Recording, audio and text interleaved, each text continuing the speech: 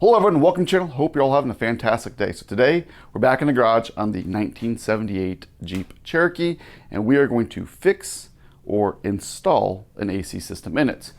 So it's your first time here, thanks for stopping by. Please consider clicking that subscribe button. It's right there. It doesn't cost you a thing.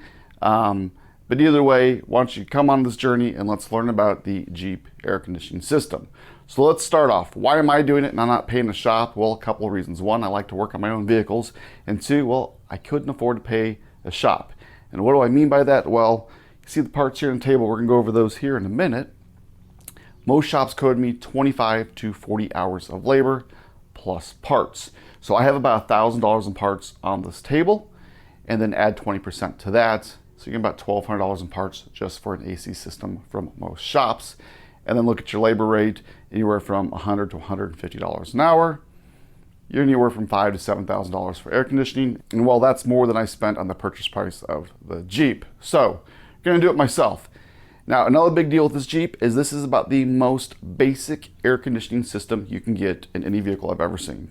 So what do I mean by that? Well, these Jeeps came with a factory AC if you check the box back in the 70s, because AC wasn't in every vehicle, or you could have the dealership install a factory system. So that means the air conditioner in this Jeep is separate from the heater.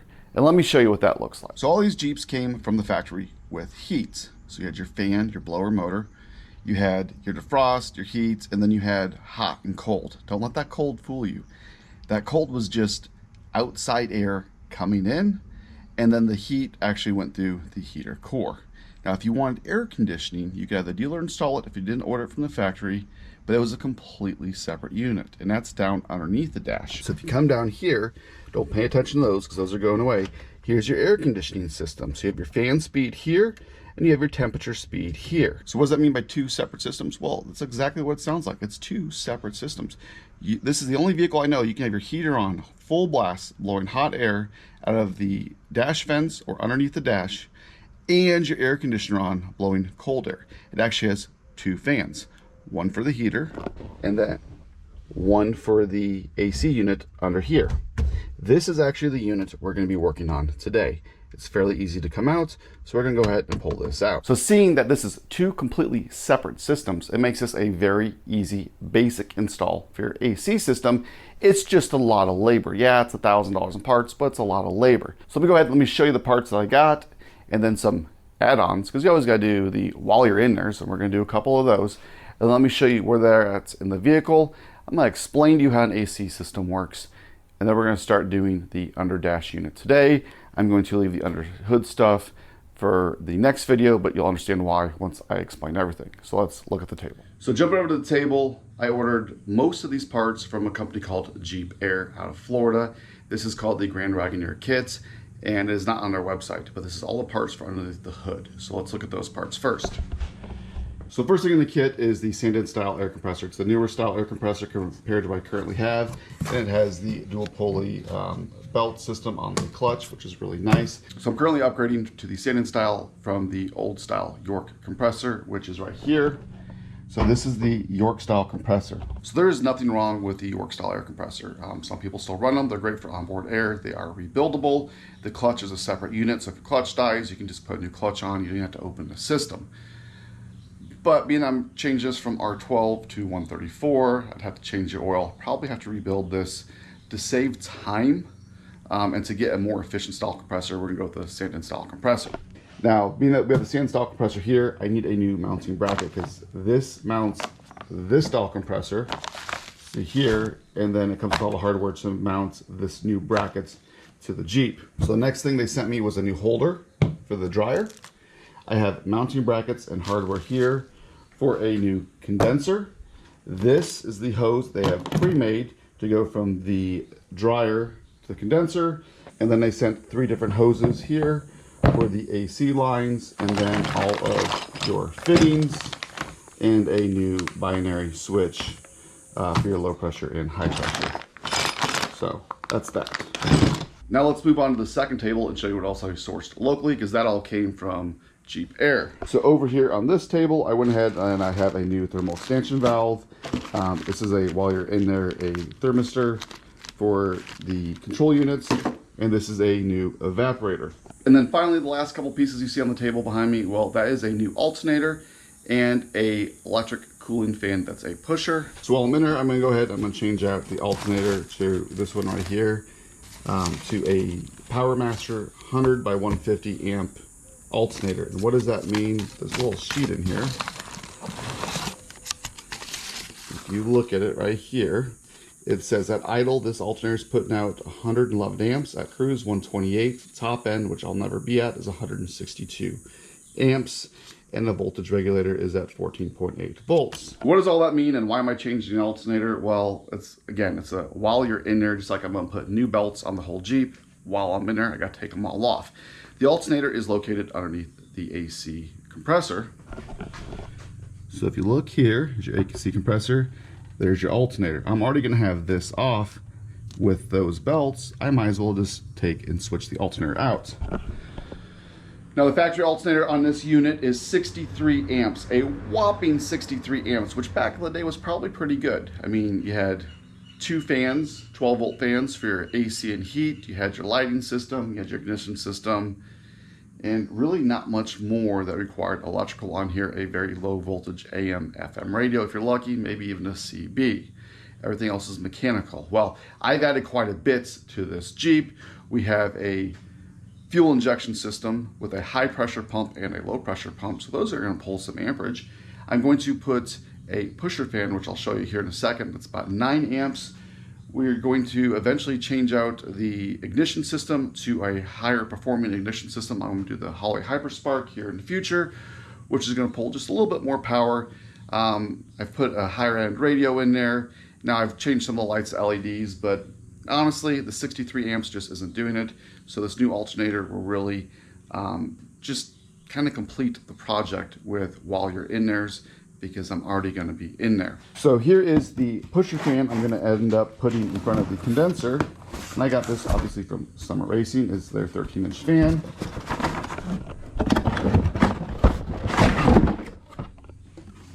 And it is right here. All right, so why am I replacing the whole air conditioning system when I probably don't need to? Well, let me show you why, and I think you'll understand here in a second. This AC system does not hold a vacuum, so therefore I can't put a refrigerant into it. And why doesn't it hold a vacuum? Well, I think the lines are bad, and let's look at that. So here's the AC system. There's my compressor. Here is one line, as you can see, it's loose. Don't pay attention to that. There's another line here, and then the final line here. The problem is look at this line. I can't bend it, but you hear that cracking? That's the line. It's dry and hard. Come over here to the new lines and see they're flexible. So in order to change the lines is a lot of work, and let me show you. So the lines need to go into your condenser, your dryer, and your evaporator, and we're going to explain how this all works in a second. But so in order to get to the evaporator, it's in the cab, and it's that piece we're going to work on today. I have to drop that whole piece. Okay, so that's to replace those lines. To replace the other lines, I have to pull the whole cooling system and the aftermarket fuel system I put in here to get to the condenser up front.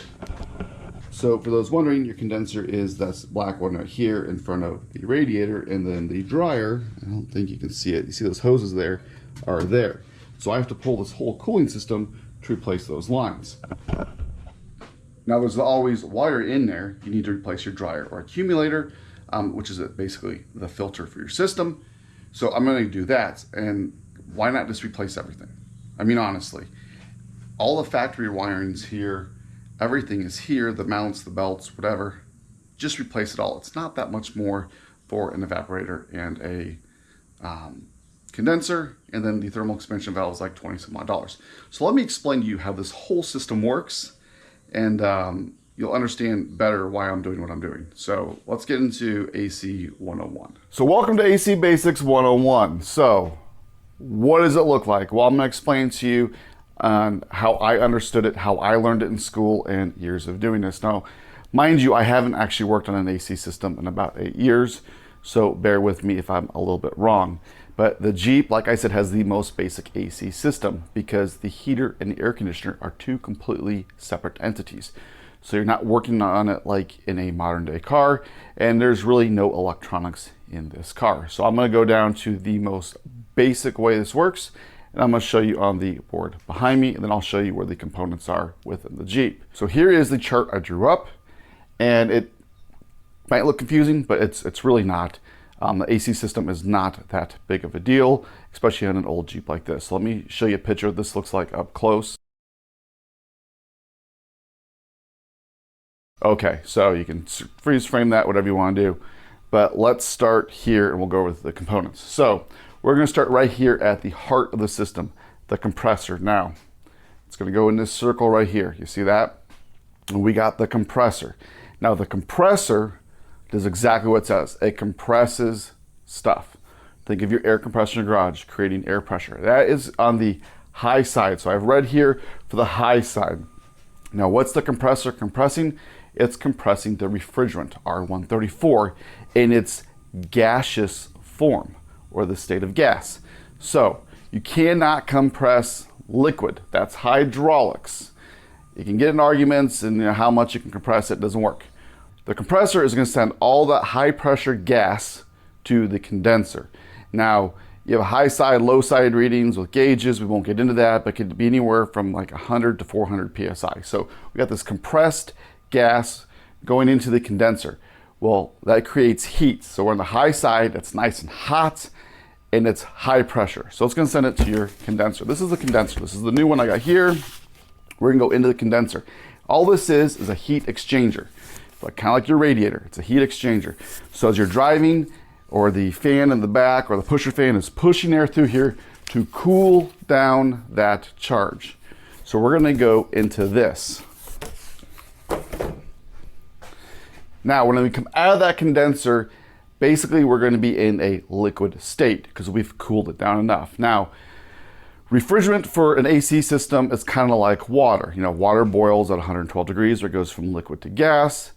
Refrigerants, depending on the type, R12, R134, the newer styles, their boiling point is completely different. So again, this is the most basic setup. So we're going to go into the dryer. Remember, the dryer is the filter.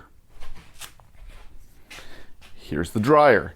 So we're going to go out of this condenser into this dryer. All this is doing is it has a desiccant in it, and it's removing any moisture that's in here. So think of those little beads you get when you buy certain items that keep your stuff dry.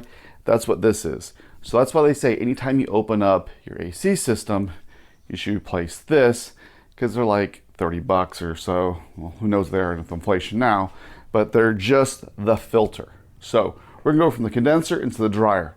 From the dryer, we're gonna go into the thermal expansion valve. Some people call it an H block, different things. You got this circle of life right here. Now in this vehicle, this is my thermal expansion valve. So it's right there. And basically all it's doing is it is bleeding off the high pressure and making it go into a low pressure state. So we're going to drop down to, 40 to 100 psi instead of that couple hundred psi. And I don't know what the actual pressures are on this, but that's the way it's going to work. So we're going to go into this. That's all this does. Now, why am I replacing this? Because it's probably not bad. It's $20-something, and they like to leak up here. So while you're in there, just replace it. Remember, you have to open your system up. In order to open the system up, you have to drain all the refrigerants to be EPA friendly. Go ahead, pull the dash unit. So while you already have it apart, just replace it. After we go through this thermal expansion valve, we're considered the low side. Now we're still in a liquid state. So the solid lines here are liquid, the dashes are gas, okay? So we're now in a cold state, or a liquid state, low pressure. And we're gonna go all the way here into the evaporator. Now, what is the evaporator? So here's your evaporator. Right here, if you look, peel this back, it's just another heat exchanger, that's it. So here's my seals for these. I don't wanna remove these yet because this is nice and dry inside. Remember, moisture is your enemy with an air conditioner, but it's just a heat exchanger. So we're gonna go from a thermal expansion valve to this evaporator. This is where all the cold air comes from, because basically your fan is right here and it is blowing through this heat exchanger, because all the coolant's nice and cool in the refrigerant. It's blowing through here, and this is where you get your cold air coming out of your air conditioner. Yep, so this is another heat exchanger. So you got one up front, you got one in the cab. So if they say your evaporator's leaking, it's usually one of these. And that's all it is. As you can see the pipes, it goes in, it's going back and through quite a few times. And these little fins right here, just there it is. That's it. So this is what keeps you cool. Now when we come out of here, because we're going in as a liquid, we're coming out as a gas. So why are we coming out of gas? Well, we've heated the coolant up enough, because you know the boiling point is different on a refrigerant, to put it back into a gaseous state. So think of that water again. You put it on the stove and it's in a liquid state. You heat it up to 212 degrees. It starts to boil. It becomes gas again, right? That's all we're doing here is we're going back into a gaseous state, back into the compressor. So again, here's my chart. We go from the compressor to the condenser in a gas state. If you look, I have gas on this side. That's why I have these lines here. I got gas over here on this side of the heat exchangers. And then I have liquid over here on this side of the heat exchangers. This top part is the high side, and this bottom part is the low side. Now, some people will call it high side, low side, and that's what you're looking at your gauges when you do that. You also have the discharge side, it could be called, and the suction side. And what does that mean by that? Well, you're compressing the air, you're discharging it out. You're discharging that coolant. And then right here, you're sucking in that coolant to keep it as your circle of life. Now, there's a little bit more that goes into this that we're not going to get into, but you have your binary switches, your trinary switches. Basically, those are safeties that say, hey, we don't have enough pressure or we have too much pressure, and it will not let the clutch engage on the compressor to protect the clutch. So this is, like I said, the most basic way to do it. This is how I learned it. Let me show you where these parts are. Let's get that dash unit out so I can start getting this air conditioner fixed. So under the hood, here is the compressor. So it's going to come out of here onto the high side. It's going to go through here. You can see those there. Go into my condenser. They go all around the condenser, come out, back to the dryer. The dryer is right back in there, okay? From the dryer into this little itty bitty line right here, up onto the dash to go through all those parts, and then come back to this right here, which is your low side. Let's go ahead, let's jump into the cab and get that taken out. It's actually doesn't look that bad, but what I am going to do is I'm going to cheat. What I mean by that is I'm going to cut these lines here. I'm going to cut this line and this line so I can pull that dash unit completely out. There's just not enough hose there. And then I will run the new hoses through so that I can cut them to length. I'm gonna give them a little bit extra just so that if I ever have to drop the dash unit again, I can do that. So let's go ahead and get started. For those wondering how I'm gonna cut it, got some cutters right there. So come on hood, let's just see. Oh man, these are hard.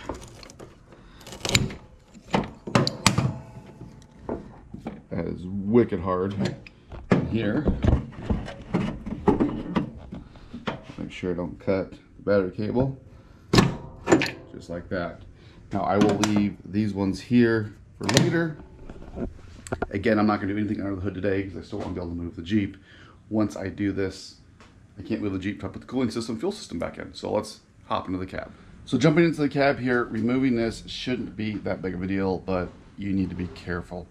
So getting it out isn't real hard. If you come down here, there's about 8 or 9 of these little screws all the way down. That piece over there actually comes off completely. I will show you that.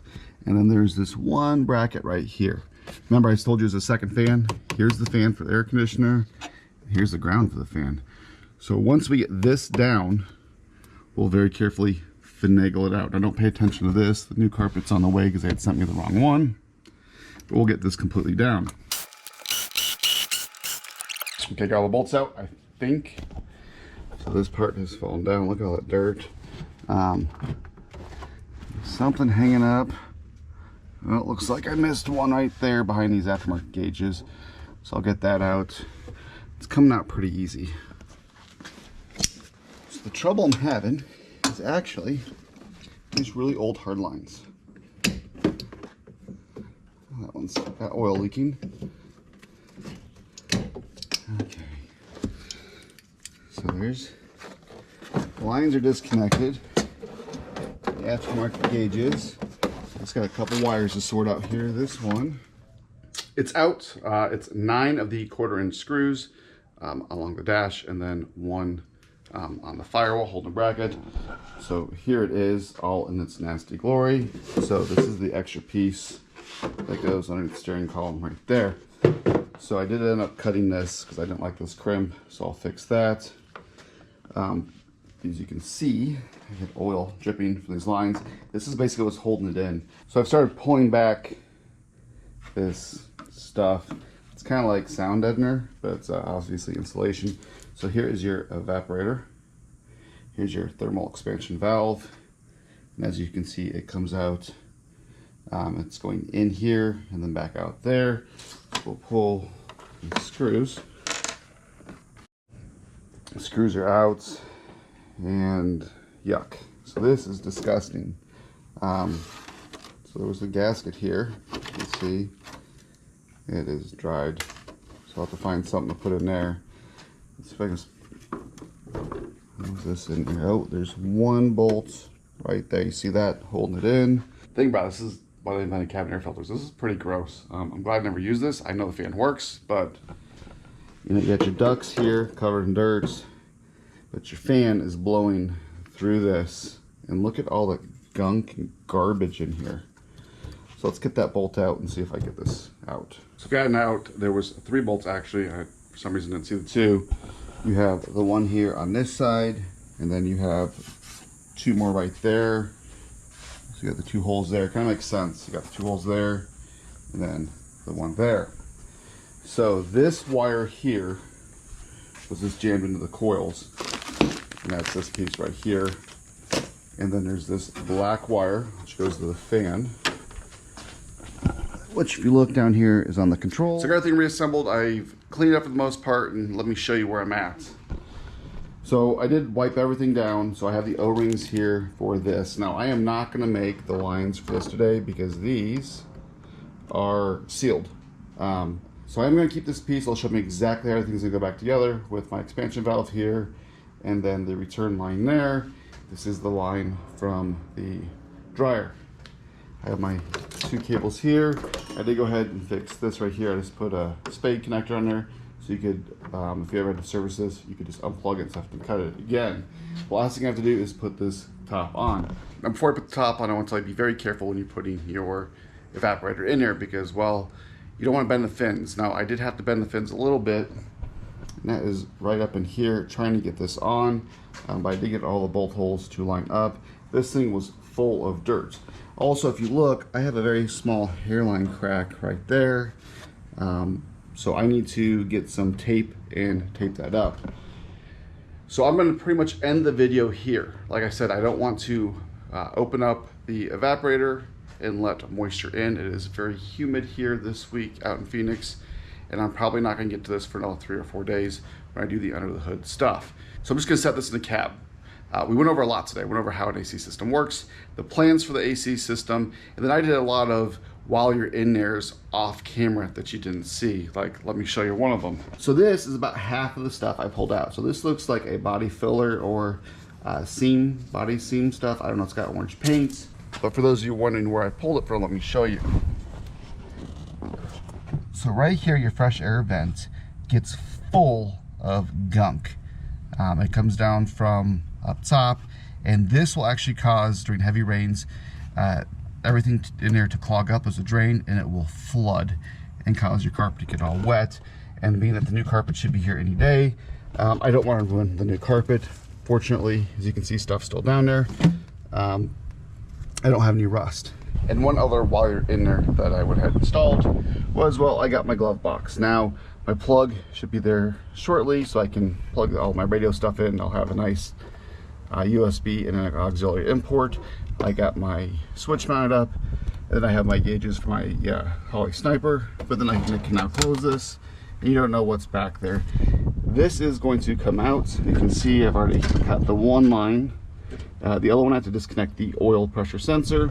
But the oil pressure sensor won't get changed out until I change the gauges out, because I will swap out that one for a new one. So everything will go with the Dakota digital gauges. Those will be here shortly. So last, like I said, I'm just gonna put the lid on this. I'm gonna set this in the vehicle. I'm gonna be very careful. And then here in the next couple days, we will start on part 2, the next video, getting the under hood stuff. Now, for those wondering how am I going to make the hoses, well, I have a tool and I'll show you that in the next video. So don't forget to like, share, subscribe, and until next time.